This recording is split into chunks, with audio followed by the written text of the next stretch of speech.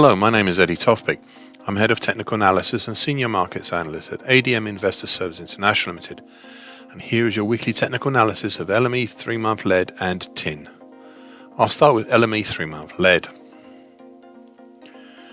Looking at this market, we can view the whole action from the heights of March all the way down until the May low as a large bearish halfway hesitation.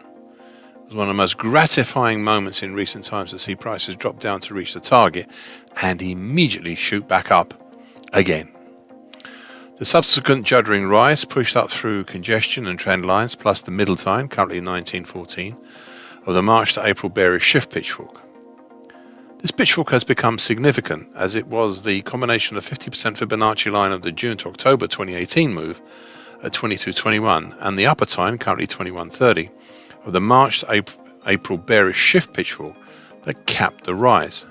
And we saw prices drop down, such that we are currently down on the middle time again and testing the whole of the 2021 low at 1908. Overall, we're in a fairly free area below the January 2020 high at 2039, and this brings me to potential patterns in the offing. Last week I said about patterns, and I quote, "We may have one of these two, either another bearish halfway hesitation in the offing, much as we have seen in March and April, or a possible double bottom," end of quote. Well, it seems the market has chosen the idea of a bearish halfway hesitation, a fresh one. So where are we looking below?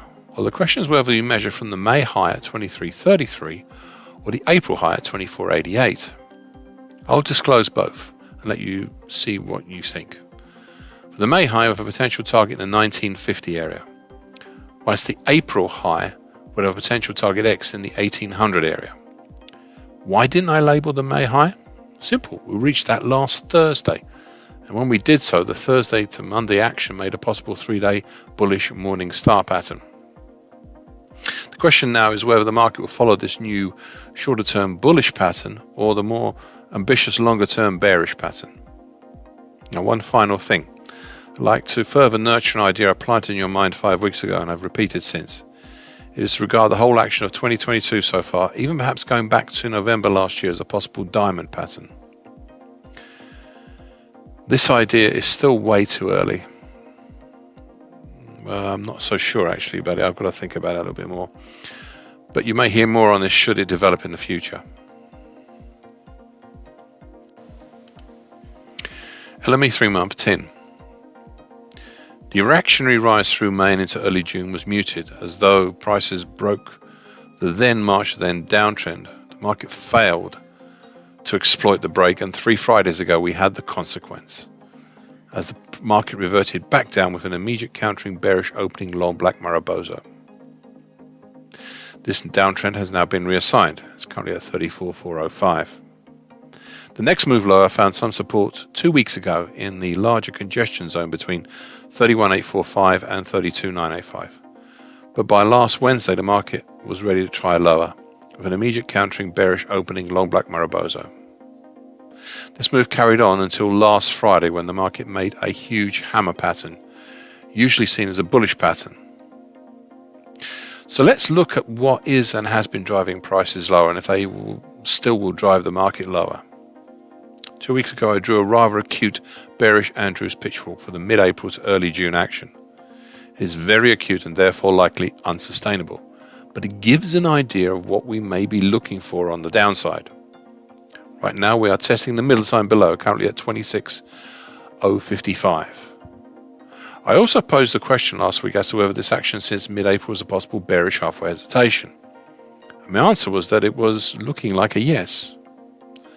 The downside target for this move was in the 26,000 area, and it was a big move that I was looking at. Well, last Thursday the market reached that target. Indeed, Friday exceeded it down to some really heavy-duty congestion below the market between 22,970 and 24,150. This area is made up from significant highs between 2013 and 2014, and it was those congestions that halted the fall and made a hammer pattern on the daily chart, usually seen as bullish last Friday. Prices recovered further yesterday with a bullish open and close white Mariposa, but today saw a reversion back down to the middle time, with what looks right now like a bearish harami. Overall, we do have some heavy-duty supports below, but it seems that the market with the bearish Andrews pitchfork is willing to look at them and closely and again and soon. It will now depend on who wins between the heavy-duty support and the bearish Andrews pitchfork. Thank you for listening. This weekly broadcast gives essential market patterns and consequences. Please be aware of the risk disclaimer posted with this broadcast. Copyrights Eddie Tofpik and ADM Investor Services International Limited. And here comes the final bit.